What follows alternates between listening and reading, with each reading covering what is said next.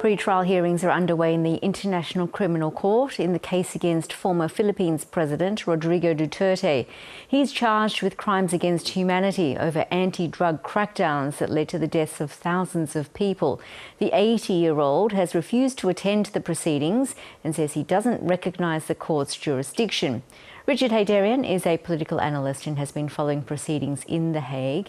Now, Richard, tell us what's expected to happen at this pre-trial hearing. How long will it last? Well, it has actually begun. This is the confirmation of charges. So here we're going to finally see some clarity about, what kind of witnesses, what kind of evidences will be presented to the court. From what I understand, I was just watching it live a while ago. The former president, Rodrigo Duterte, will not be at attendance here, but his full legal team will be there.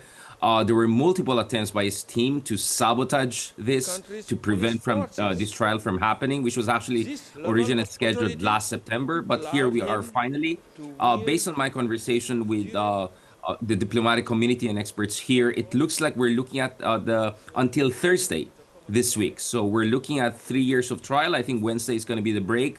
And here we're going to see basically the beginning of a new chapter for former President Rodrigo Duterte. He will be the first former Asian head of state and leader to face trial here at the ICC. And of course, this is something also big for the International Criminal Court, which is under tremendous pressure and strain as it faces sanctions, collective sanctions and individual sanctions from no less than the Donald Trump administration in the United States. Well, Rodrigo Duterte won't be attending, as you've said. What has he said about that and also the charges against him in general? The former president of the Philippines has remained extremely defiant. I mean, first of all, there's no sign of contrition or moral reckoning on his part. He maintains that what he did was in the interest of the country and that what he was following his electoral mandate, which was to get rid of crime and drugs in the country. But of course, evidence suggests otherwise. Not only did he fail to really catch any of the big drug lords in the country during his 6 years in office, but there were tens of thousands of killings, extrajudicial killings, under very suspicious circumstances. And eventually, once he was out of power, and eventually once the alliance between his daughter, who's the current vice president, and the Marcoses, which are now in charge of the Philippines in the Malacanang, once that fell apart, the ground was essentially laid down for the Philippines to cooperate with the International Criminal Court. To be honest, many of us Filipinos who have been following this very closely, including some of us who have been a little bit plugged in to politics and internal information here at the ICC at The Hague, we were surprised that this finally happened. And by the way, just the other day, there was also a confirmation, as we forecasted, that not only former President Rodrigo Duterte is going to face charges of crimes against humanity and mass atrocities, but some of the other top officials of the country who serve in key positions, including the former National Police Chief and current Senator of the Republic, who just won 20 million votes last elections in 2025, Mr. Bato de la Rosa, Ronald de la Rosa, they are potentially also going to face warrants of arrest. So we are not only looking at one Duterte, but potentially a couple of lieutenants and key allies of the former president facing warrant of arrest by the International Criminal Court. If this trial proper goes ahead, though, how could Rodrigo Duterte's state of health thwart proceedings? Well, one of the attempts by the defense was to say that the former president does not have the cognitive functions to be able to stand trial. There was a psychiatric test. Initially, it suggested that perhaps he was not in his best shape. But the problem is that his own children have not helped. People close to him have said he talks about his love life. He keeps updated with developments in the Philippines. He's not necessarily in Hilton, Hague, but he has access to news, to information, although there's some restrictions about his ability to communicate, lest he threatens witnesses and people are going to provide evidence of his crimes, alleged crimes during his term in the presidency. But it looks like the president is healthy enough to stand trial, despite his refusal to do so today and in the coming days. But also, it is true, I confirmed with some of my sources here just an hour ago, that he's also very frail and fragile. And as the Philippines heads towards the next elections, the next presidential elections in 2028, as his daughter has made clear that she's going to run for the presidency, a campaign of vengeance not very dissimilar from Trump's return to office when he ran for the presidency back in 2024. People are also wondering what's going to happen here, because in the Philippines we have a history of some would laconic, ironically would say necropolitics. So we have a couple of people who ended up as president because their parents or someone close to them passed away close to elections.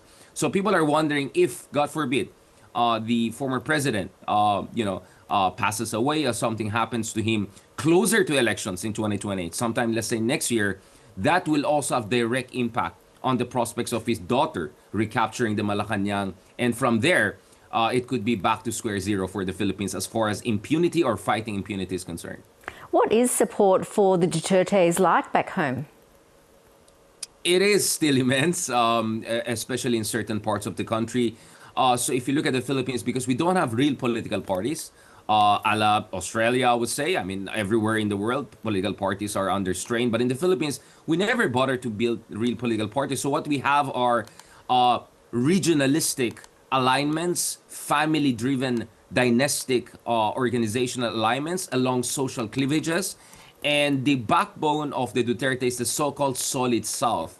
So these are Filipinos from the southern regions of the country who have felt neglected by so-called Imperial Manila. And President Duterte, being the first president from the southern island of Mindanao, they see him as a champion of that region against the deracinated elite from Manila, from Imperial Manila. That base seems to be very solid. So a lot of the pre-election surveys I'm looking at is a situation whereby Sara Duterte, the current vice president, could count up to 80 to 90% of votes from some of those regions.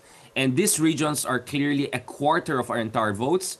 And lo and behold, in the Philippines, it says single round, first past the post. All you need to be the president is just to get more votes than everyone else. So as we speak, the opposition, basically anyone who's not pro-Duterte, they're all scrambling to come with just one candidate. Because if they split the votes among each other, it's almost certain that another Duterte will be the president of the Philippines in the near future. So there's a scramble right now, including a meeting between two rivals, the current president, Marcos Jr., and his longtime rival, former Vice President Leni Robredo, who contested him in 2022 unsuccessfully, who contested his vice presidential run in 2016 successfully. The two, I think, right now are in Malacanang. On the surface, this is supposed to be a cooperation between two leaders because former vice president now is a mayor. But many are suspecting there's something more to that potentially a new grand alliance could form to prevent the return of Duterte's to Malacanang in the near future. Meanwhile, everyone, I'm sure, is watching very closely what happens in The Hague. How long would a trial like this one that Duterte faces go for if it goes ahead? Well, historically, you have seen these things can drag on for years. 2 years, 3 years minimum, if not longer. But given the state of former President Duterte's health, and also, I would say, given the solidity and robustness of the evidence with dozens and dozens of witnesses providing testimony. I saw families of some of the witnesses just yesterday during an important event here.